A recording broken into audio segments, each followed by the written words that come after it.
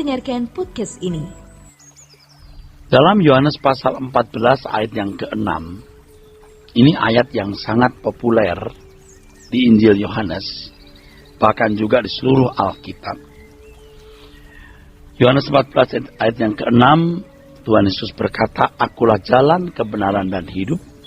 Tidak ada seorang pun yang datang kepada Bapa kalau tidak melalui aku." Secara khusus kita akan membahas pengertian datang kepada Bapa. Datang dalam teks aslinya tertulis erkomai. Ini harus dimengerti dengan benar, harus tepat. Sebab pengertian yang salah terhadap kata ini membuat seseorang bisa gagal menjalani, memahami kekristenannya. Sungguh.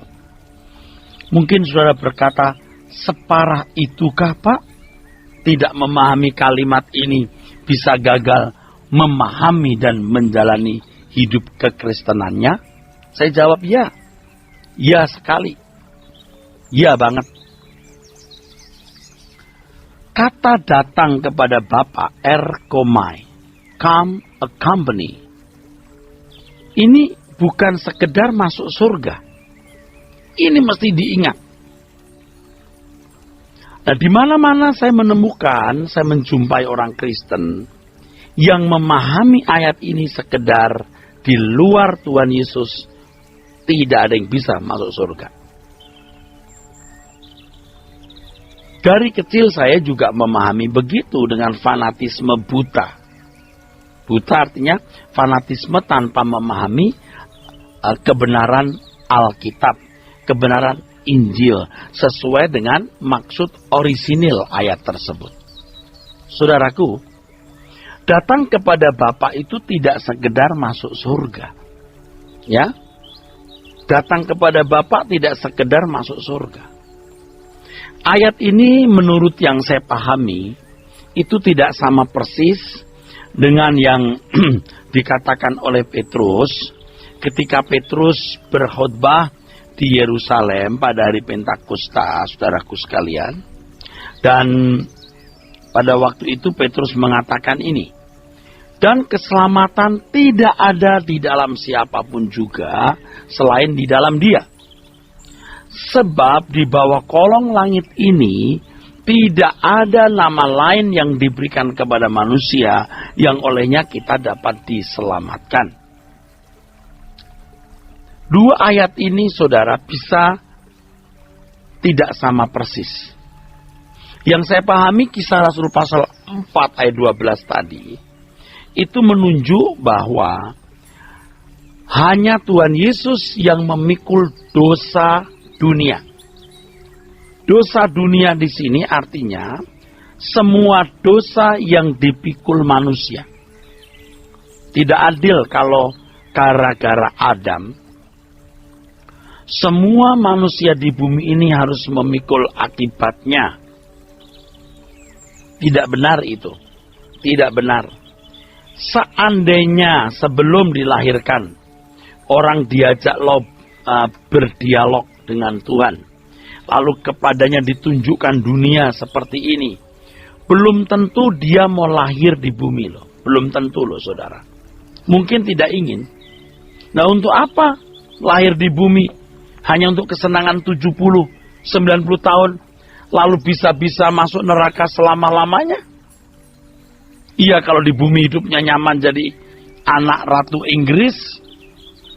Jadi kalau hidupnya nyaman jadi anak Bill Gates, atau Onassis, atau George Soros, atau anak presiden. Atau ndak usah anak presiden, anak bupati, atau anak gubernur yang kaya raya. Kita dilahirkan di bumi dengan penderitaan-penderitaan. Kemiskinan, ancaman, teror, sakit, penyakit. Apalagi orang-orang yang hidup pada zaman perang atau zaman epidemi penyakit merenggut jutaan manusia. Hidup sudah susah, sudah miskin, menghadapi perang, bencana epidemi. Kalau boleh pilih, nggak mau lahir di bumi. Nggak mau. Sebab begitu lahir di bumi sudah ada sinful nature. Loh, dia tidak ingin kok punya sinful nature ini. Tidak ingin. Yang mencenderungkan manusia berbuat dosa. Iya kan, saudara? Tidak ingin. Tetapi keadilan Tuhan Yesus luar biasa. Dia memikul semua dosa dunia. Selesai. Semua dosa yang dilakukan manusia dari Adam sampai Hawa. Maksud saya, Adam dan Hawa sampai manusia terakhir, maksud saya. Dari Adam Hawa sampai manusia terakhir. Dipikul Tuhan Yesus. Selesai. Lalu kalau sudah selesai, apakah berarti semua orang bisa masuk surga dengan gampang? Oh, saya bukan penganut universalisme. Bahwa semua manusia akan masuk surga. Manusia tetap harus dihakimi. Jadi saudara, dosa-dosa semua betul dipikul Tuhan Yesus di kayu salib. Selesai dan finish. Tetapi masing-masing orang memiliki kehendak bebas yang mengarahkan dirinya. Apakah menjadi orang yang mengasihi sesamanya atau menjadi orang yang tidak mengasihi sesamanya. Ini kan bicara hal yang bersifat sangat individu. Apakah mau mengasihi sesamanya atau tidak? Inilah yang dihakimi. Coba Anda membaca Matius 25. Ketika Sang Maharaja, ini pasti Tuhan Yesus Kristus. Di tahta pengadilan, dia menunjuk orang-orang yang tidak memperlakukan samanya dengan benar. Dia berkata, ketika aku lapar, kamu tidak memberi aku makan. Ketika aku dalam penjara, kamu tidak melawat aku. Ketika aku bertelanjang, kamu tidak memberikan pakaian. Kontan orang-orang itu berkata, ya Tuhan, kapan kami lihat Tuhan tidak makan? Kapan kami melihat Tuhan di penjara, lalu kapan juga kami melihat Tuhan bertelanjang? Tuhan berkata, apa yang kamu perbuat untuk saudaraku yang membutuhkan pertolongan, itu perbuatanmu kepadaku. Dan kalau kamu tidak berbuat apa-apa, berarti kamu tidak ada kasih. Tuhan berkata, enyah daripadaku. Semua orang juga dihakimi, saudaraku. Tapi jangan berpikir dangkal atau sempit. Jangan berpikir bahwa yang dihakimi itu adalah perbuatan lahiriahnya. Ini salah, ini benar, ini salah, ini benar, ini benar, benar, benar, benar. Salah, benar, salah, salah, salah. Itu bodoh sekali. Bodoh. Orang yang hatinya tidak jujur, belum tentu selalu mencuri loh. Ada orang yang hatinya tidak jujur, tapi dalam beberapa kali tindakan tidak mencuri. Karena hukuman bisa, ya, berani mencuri potong tangan loh. Dia nggak berani nyolong. Tapi hatinya nggak diubah menjadi hati yang tidak mencuri. Saya setuju kalau, saudaraku sekalian, kalau setiap orang itu, saudaraku, harus bertanggung jawab atas segala sesuatu yang dia lakukan dalam hidup. Harus bertanggung jawab.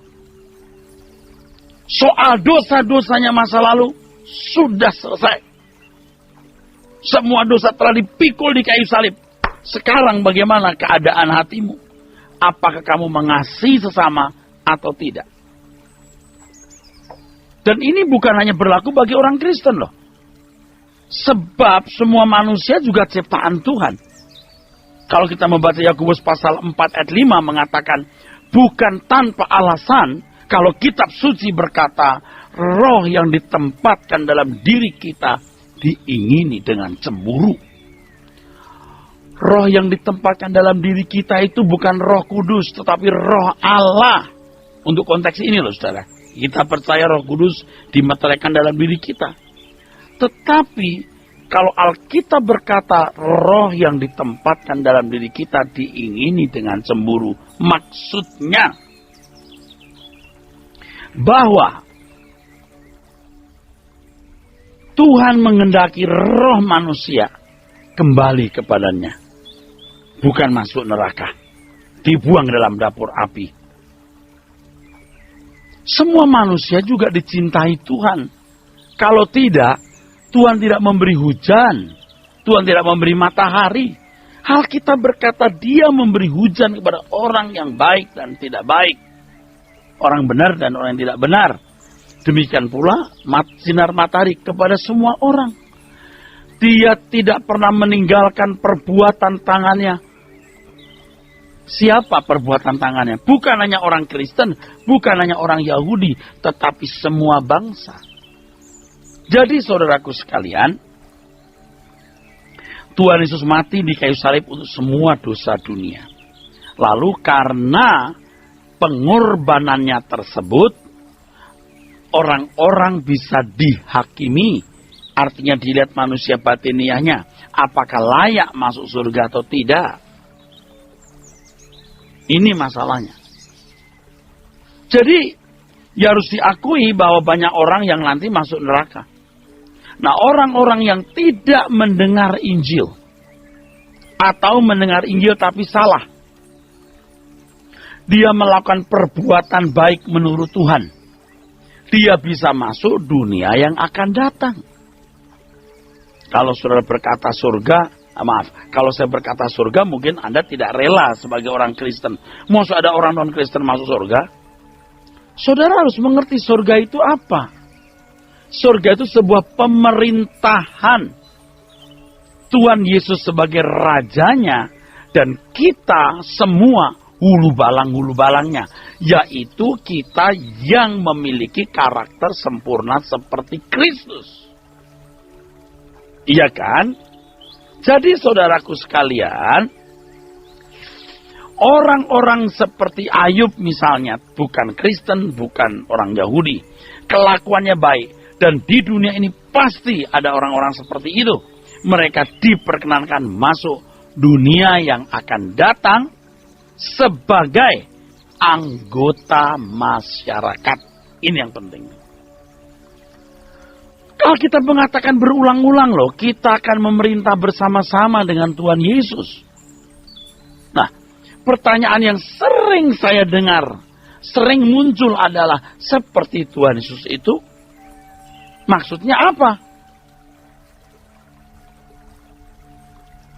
Apa?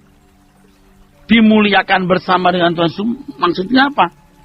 Seperti Tuhan Yesus berarti berkarakter seperti Tuhan Yesus.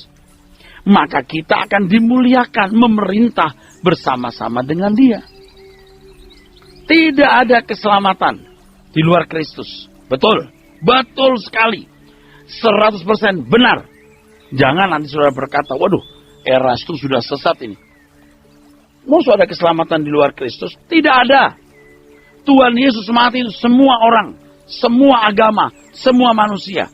Mereka yang tidak mendengar Injil atau salah mendengar Injil bisa dihakimi menurut perbuatan, dan jika dipandang Tuhan berkenan, dimasukkan ke dalam dunia yang akan datang, mereka menjadi anggota masyarakat. Lalu apa bedanya dengan orang percaya?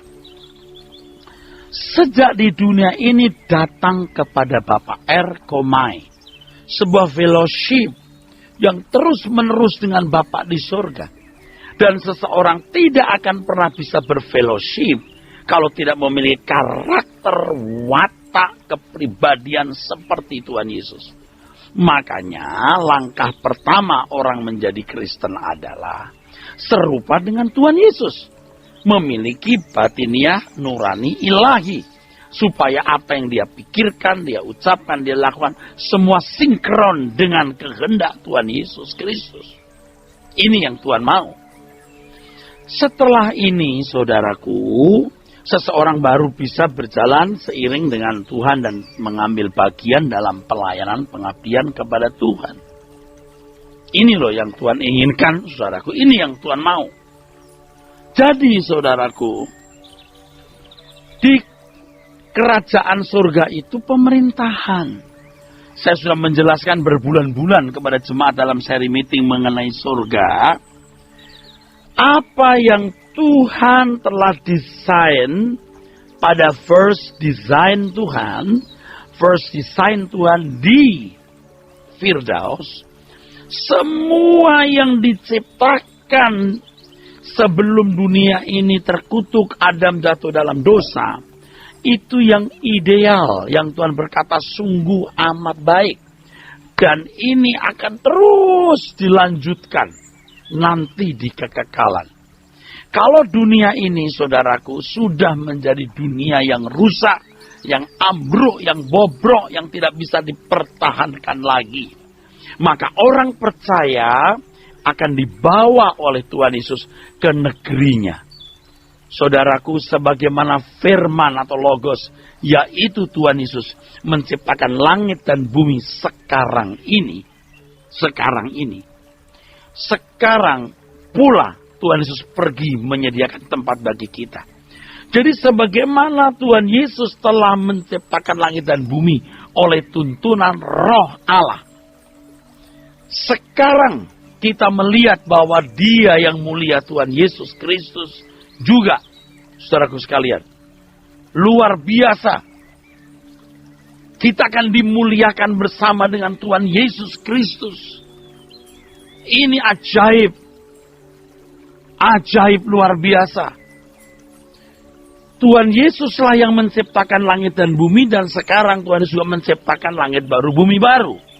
Tuhan yang bicara loh. Aku pergi menyediakan tempat bagimu.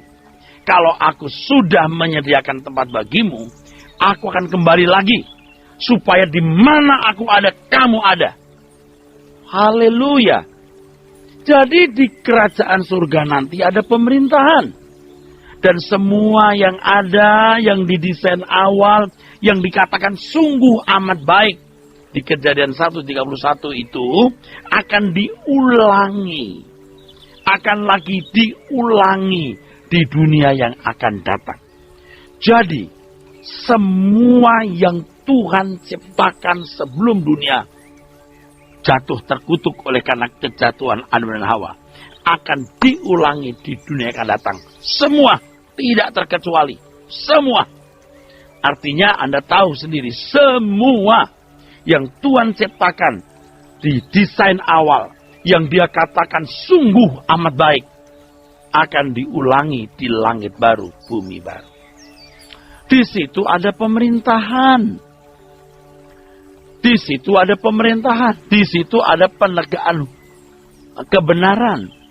Nah, firman Tuhan jelas mengatakan, saudaraku sekalian, bahwa Tuhan Yesus akan datang menjemput orang percaya, membawa kita ke langit baru, bumi baru, dunia baru yang Tuhan ciptakan. Di sana kita memerintah. Kita siapa? Kita yang serupa dengan Tuhan Yesus. Kita yang memiliki karakter seperti Tuhan Yesus. Kita yang mau berjuang untuk bertumbuh, berjuang untuk sempurna, lalu berjuang untuk pekerjaan Tuhan tanpa batas. Jadi jangan saudara pikir nanti di surga cuma nyanyi, tidur lagi, nyanyi, tidur lagi. Apa itu? Bodoh banget. Kalau surga tidak pernah dijelaskan dalam Alkitab, seakan-akan dijelaskan. Seakan-akan sebuah misteri. Kenapa Alkitab tidak menunjukkan secara clear bagaimana surga itu? Saudara, udah clear. Surga itu juga seperti tatanan bumi hari ini. Dengan segala siklusnya. Tapi bedanya di sana tidak ada kejahatan, tidak ada dosa.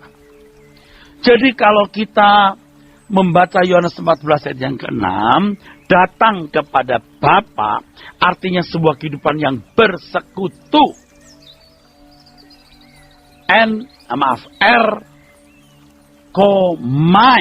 Erkomai. Bersekutu. Sesuai doa Tuhan Yesus, engkau dalam aku dalam engkau, dan mereka di dalam kita. Luar biasa. persekutuan dengan Tuhan semesta alam yang menciptakan langit dan bumi. Luar biasa. Jadi jangan sia-siakan kesempatan ini. Tidak seorang pun sampai kepada Bapa kecuali melalui aku. Tidak seorang pun datang kepada Bapa kecuali melalui aku. Ya, saudaraku sekalian, hebat banget. Sampai kepada Bapa itu artinya persekutuan dengan Bapa. Persekutuan yang ideal. Nah, orang-orang seperti inilah yang akan diterima di kemah abadinya. Kemah abadinya. Kita akan diterima di kemah abadi Tuhan Yesus Kristus yang kita kenal sebagai rumah Bapa. Indah sekali bukan? Indah. Jadi datang kepada Bapa itu sebuah persekutuan yang luar biasa yang tidak pernah dimiliki oleh umat sebelum zaman Tuhan Yesus. Dan sekarang sedikit sekali orang yang sungguh-sungguh mengenakan kehidupan semacam ini, erkomai dengan Bapa. Saya mau, saudara. Saya mengajak saudara untuk mau. Sediakan waktu berdoa setiap hari minimal 30 menit. Kembangkan untuk bisa berdialog dengan Tuhan setiap saat. Sadari kita tidak pernah di daerah netral yang tak bertuan. Kita di daerah yang bertuan. Dan Tuannya adalah Tuhan Yesus Kristus sendiri. Puji Tuhan, saudaraku. Kita bersyukur kalau kita memiliki Tuhan. Tuhan yang benar. Yang kita boleh datang kepada Bapa, artinya kita bisa hidup dalam persekutuan yang mesra dengan Bapa di surga. Kita boleh berjalan, kita bisa berjalan dengan Tuhan dalam persekutuan yang ideal. Dan pasti inilah cara seseorang mengumpulkan harta di surga. Inilah keuntungannya, saudaraku sekalian. Mengumpulkan harta di surga. Dengan kita mau bertaat kepada Tuhan Yesus. Taat melakukan kehendak-Nya. Dengan kita mengiring Tuhan Yesus Kristus. Dengan segenap hati. Kita makin bertumbuh bisa mengimbangi Bapa di surga. Berjalan dengan Bapa di surga. Suatu hari, kalau kita mati, Bapa jemput kita. Ayo pulang ke rumahku. Indah sekali, saudaraku. Jadi datang kepada Bapa bukan hanya berarti menjadi Kristen. Tetapi hidup di dalam kekristenan itu sesuai dengan kehendak Tuhan. Hidup dalam kekristenan itu. Jadi kalau Anda ke gereja jangan merasa, oh sudah jadi anak Tuhan. Jangan merasa sudah jadi majelis atau menjadi gembala jemaat dari pendeta. Lalu berkata, sudah jadi anak Tuhan. Sudah bersekutu dengan Tuhan. Anak Tuhan itu berkepribadian seperti Bapa. Dengan berkepribadian seperti Bapa, maka kita bisa berjalan dengan Bapa. Wah, indah sekali. Indah sekali, saudaraku. Jangan hanya menjadi anggota masyarakat. Sebab saudara disetting bukan hanya menjadi anggota masyarakat. Tapi jadilah bangsawan-bangsawan surga. Yang akan dibawa masuk ke dalam istana Tuhan Yesus. Kita akan memandang wajah Tuhan Yesus Kristus. Dan betapa indahnya ketika kita bertemu Tuhan Yesus. Kita berkata, Tuhan, aku telah menyelesaikan tugasku di bumi. Sekarang izinkan aku melayani Tuhan selama-lamanya di dalam kerajaan-Mu. Dan itulah satu-satunya kehidupan yang boleh aku miliki. Banyak orang membayangkan surga itu secara keliru, saudara. Surga itu dipikirnya hanya tempat orang nyanyi-nyanyi. Jadi kalau ada orang sekarang dapat penglihatan, semua orang nyanyi-nyanyi di surga, bisa saja ini manusia-manusia yang masih dalam bentuk roh yang memuji-muji Tuhan. Bisa.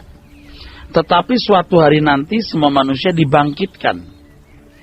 Dibangkitkan dengan tubuh seperti tubuh yang Allah ciptakan sejak desain awal, ya. Dengan metabolismenya, ya. Juga tentu makan untuk meregenerasi tubuhnya.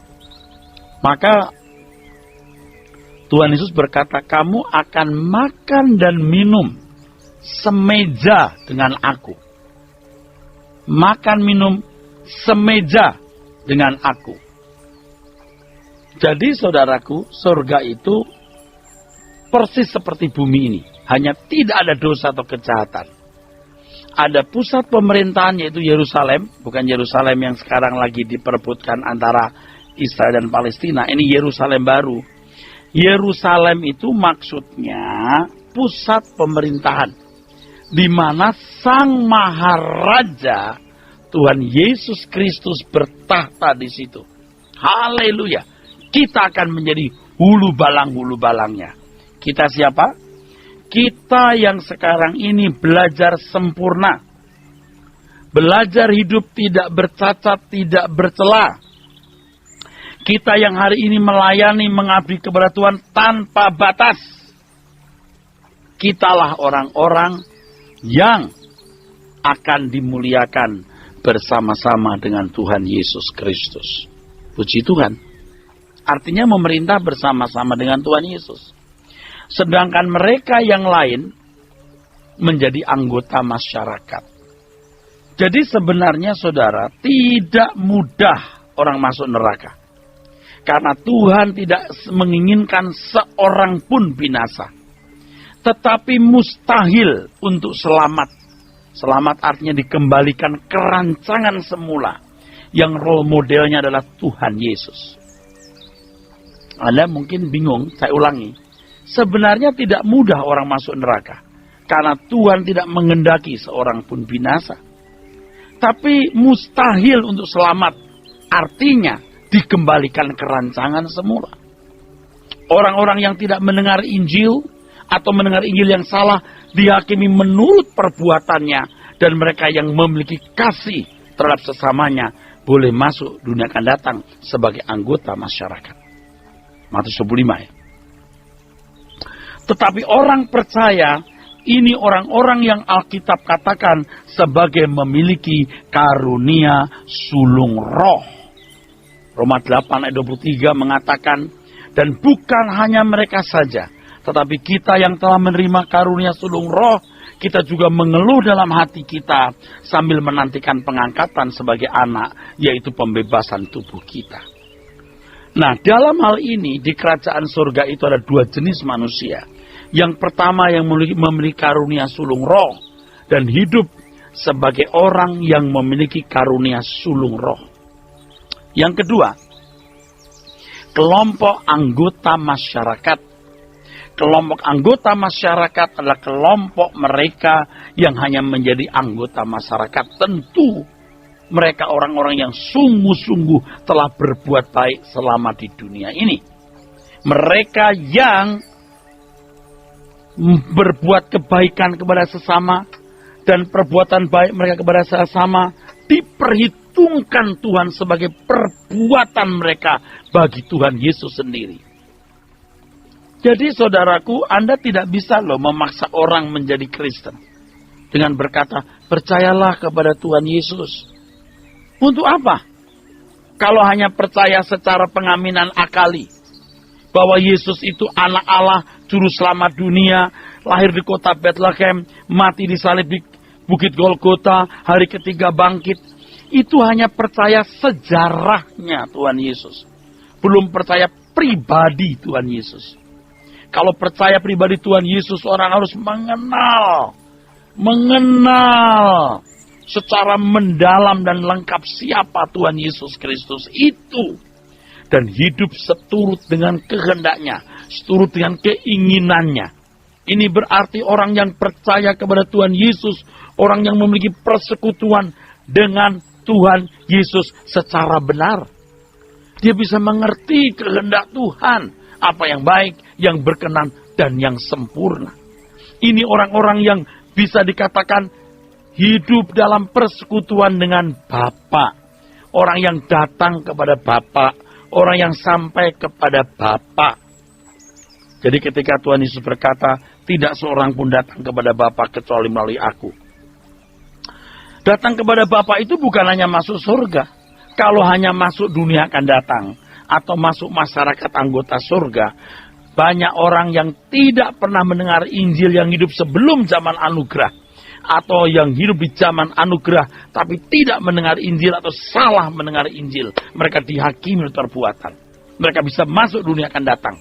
Tetapi orang percaya yang memiliki karunia sulung roh, orang-orang yang akan menjadi hulu balang, menjadi pejabat-pejabat kerajaan sorga. Memang kita ini mau masuk rumah Bapa bukan karena kita mau jadi pejabat, karena kita mau melayani Tuhan Yesus Kristus yang akan menjadi raja di segala raja di kekekalan. Nah, saudaraku, jadi saudara, kita harus memahami dengan benar hal ini. Nanti semua orang juga dibangkitkan. Dengan tubuh kebangkitan harus makan dan minum. Untuk itu harus ada masyarakat, harus ada budaya, harus ada pertanian, harus ada segala sesuatu yang ada di bumi ini sesuai dengan first design Tuhan. Tuhan tidak mungkin menciptakan dunia ini dengan satu evaluasi penilaian sungguh amat baik. Waineh tof maut. Kejadian 1 ayat 31. Hanya untuk sementara waktu sebelum manusia jatuh dalam dosa. Tuhan tidak merancang manusia jatuh dalam dosa, bro. Tuhan tidak merancang manusia untuk merusak bumi ini. Jadi bumi ini dan seluruh sistem siklus metabolisme tubuh dan semuanya diciptakan Tuhan untuk kekekalan. Artinya tidak dirancang adanya kematian, tidak dirancang adanya bencana, tidak dirancang adanya api kekal, tidak dirancang adanya lautan api, limnetopuros. Pur itu api. Tidak. Jadi sangatlah logis kalau Alkitab tidak perlu menjelaskan apa surga itu. Karena sudah sangat jelas surga itu first design Tuhan. Desain awal Tuhan atas bumi ini itulah surga. Nah, sekarang saudara dan saya yang memiliki karunia sulung roh, kita dituntut Tuhan untuk memiliki kehidupan yang sungguh-sungguh tak bercacat, tak bercela, seperti Tuhan Yesus Kristus sendiri. Menjadi Kristen itu bukan untuk jadi baik. Kalau cuma jadi baik, tidak usah jadi Kristen. Orang non-Kristen ada yang baik dan bahkan sangat baik. Menjadi Kristen itu seperti Kristus yang sempurna. You must be perfect as just your Father in heaven is perfect. Ini kebenaran absolut. The absolute truth. Ini kebenaran yang tidak bisa ditawar, saudaraku. Makanya jadi Kristen itu bukannya tambah senang hidup kita. Ya tambah sulit di bumi ini. Kalau orang tua miskin, ya orang tua pemulung. Ya saya nggak katakan pemulung itu pekerjaan rendah ya saudara. Tapi dengan penghasilan yang begitu rendah, pungut sampah, pungut puntung rokok, ya anaknya lulus SD cukup lah. Yang penting bisa pungut sampah juga, pungut puntung rokok juga. Tidak usah tinggi-tinggi lah, bisa ngitung duit cukup lah. Tapi kalau bapaknya itu seorang konglomerat dengan perusahaan multinasional, lah ya kagak bisa kalau cuma lulusan SD, SMP aja nggak cukup, SMA juga nggak cukup, universitas S1 sarjana pun bisa belum cukup, bisa sampai S2, belajar berbagai bahasa untuk pegang perusahaan perusahaan papa maksudnya, perusahaan keluarga. Bapak kita itu Tuhan yang menciptakan langit dan bumi. Bapak yang punya segala kuasa. Maha agung, maha kudus, maha mulia. Anak-anaknya harus seperti Bapak. Like father, like son. Makanya di Alkitab mengatakan, kalau kamu memanggil Allah itu Bapak, hendaklah kamu hidup dalam ketakutan selama kamu menumpang di dunia. Kenapa? Sebab kalau kamu memanggil Allah Bapak, kelakuanmu harus seperti Bapak. Like father, like son. Itulah sebabnya tadi saya katakan, menjadi Kristen itu mencari masalah hidup. Maksud saya, mencari problem hidup. Saya ulangi ya, kalau orang tua tidak mampu, anak sekolah SD cukup. SD juga sembarangan SD dah. Yang penting bisa baca tulis, hitung duit cukup. Tapi begitu orang tuanya kaya, punya perusahaan multinasional, sekolah dasarnya pun juga bukan sekolah dasar murahan, yang sulit. SD nasional, SD internasional. Sekolah yang berbahasa Inggris.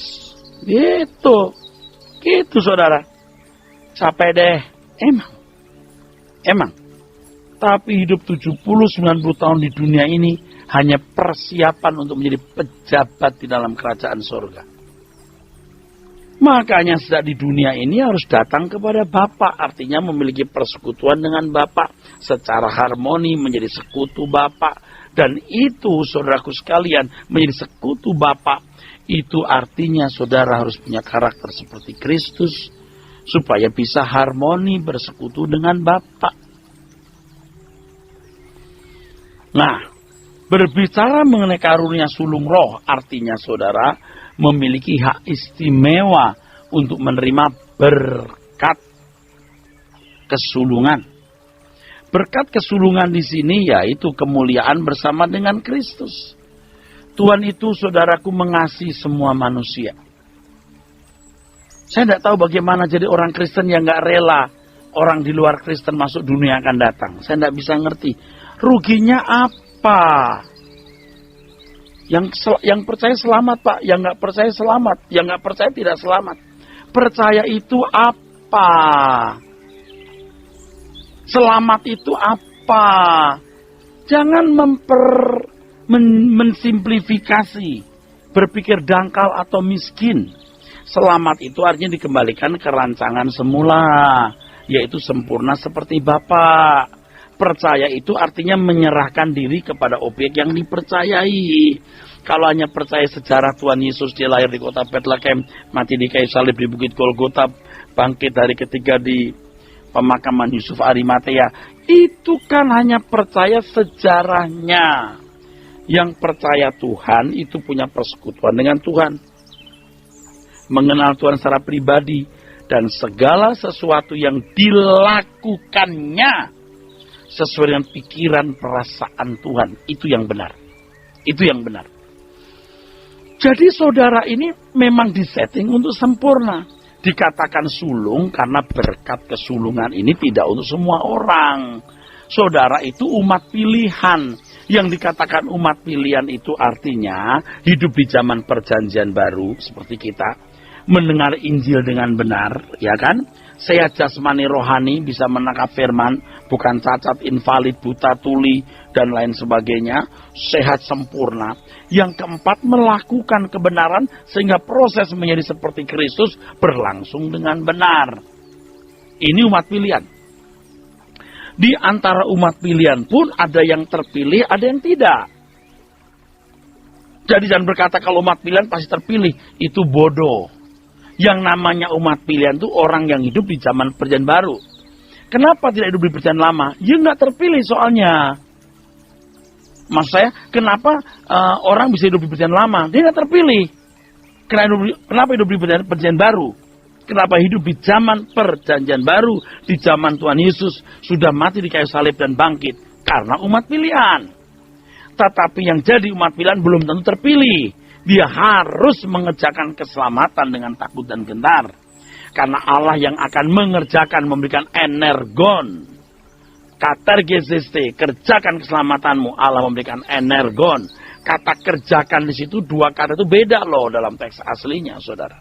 Ya, nah, kesulungan kita ini tidak boleh ditukar dengan semangkok makanan.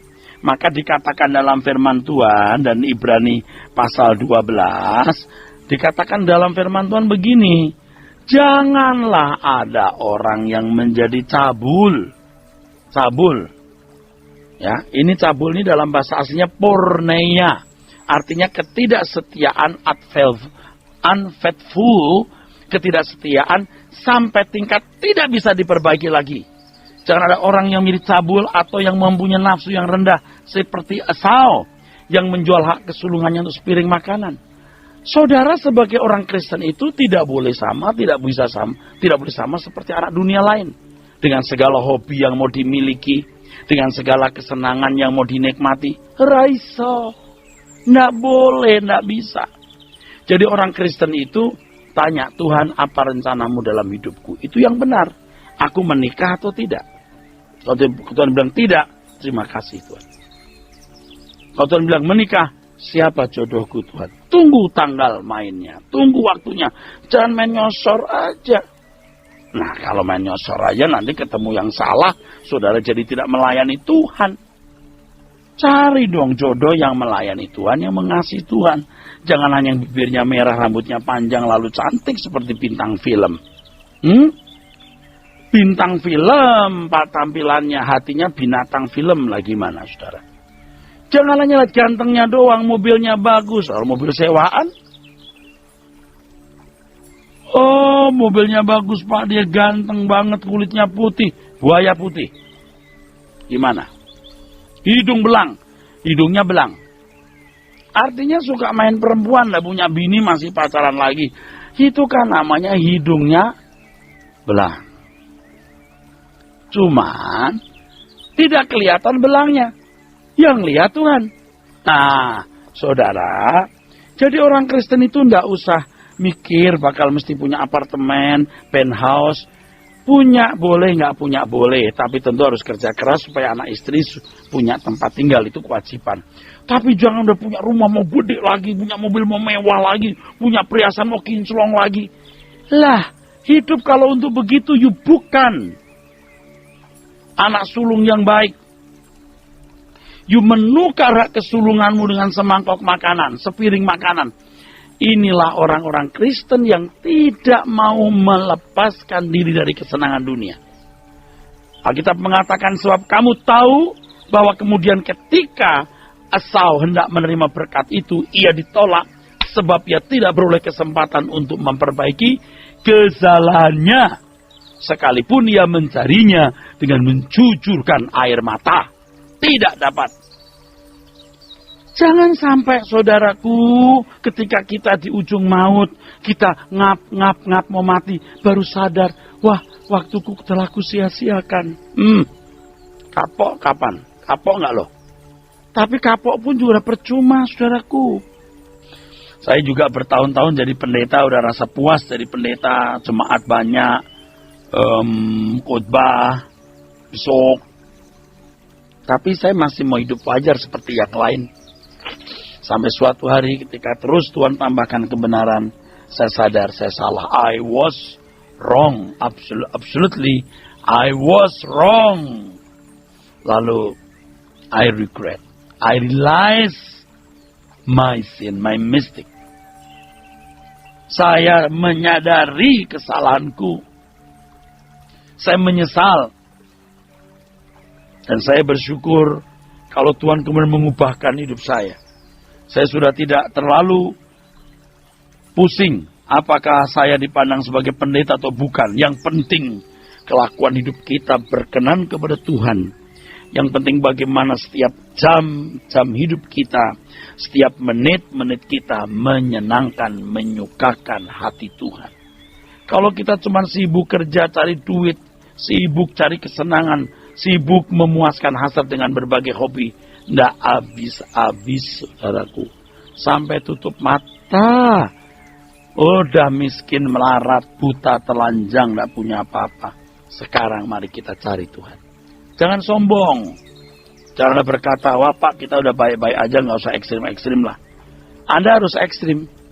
Tuhan Yesus pun ekstrim menyelamatkan saudara, mengosongkan diri menjadi manusia. Ekstrim, fanatik untuk mencintai kita. Lah maksud kita nggak ekstrim, nggak fanatik mencintai Tuhan, saudara. Kalau dia telah mati bagiku, hanya satu cara untuk bisa membalas kebaikannya. Aku mati untuk dia. Aku matikan kesenangan dunia, aku matikan keinginan dunia, aku matikan kewajaran hidupku. Aku mau hidup tidak wajar di mata dunia, tapi wajar di mata Allah. Mengenakan cara hidup, pola berpikirnya Tuhan Yesus. Ini pun rasanya kita belum nyampe juga, belum sempurna. Tapi belajar belajar. Jangan jadi Kristen eceran, ecek-ecek, Kristen kulit, Kristen bohong-bohongan, Kristen palsu. Jadi Kristen sejati, di mana Tuhan Yesus menjadi role model, contoh teladan hidup kita. Ikuti cara hidup dia. Saya percaya hal seperti ini akan membuat saudara berubah. Jangan sombong, rendahkan hatimu, dan bertobatlah saudaraku sekalian. Bertobatlah. Kesempatan kita tidak banyak. Kita tidak tahu sampai kapan Tuhan memberikan kita waktu hidup seperti hari ini. Oleh sebab itu di waktu yang sisa yang Tuhan berikan, sadarlah, bertobatlah. Dan saudara perlu mendengar firman Tuhan seperti ini. Yang tegas, yang murni.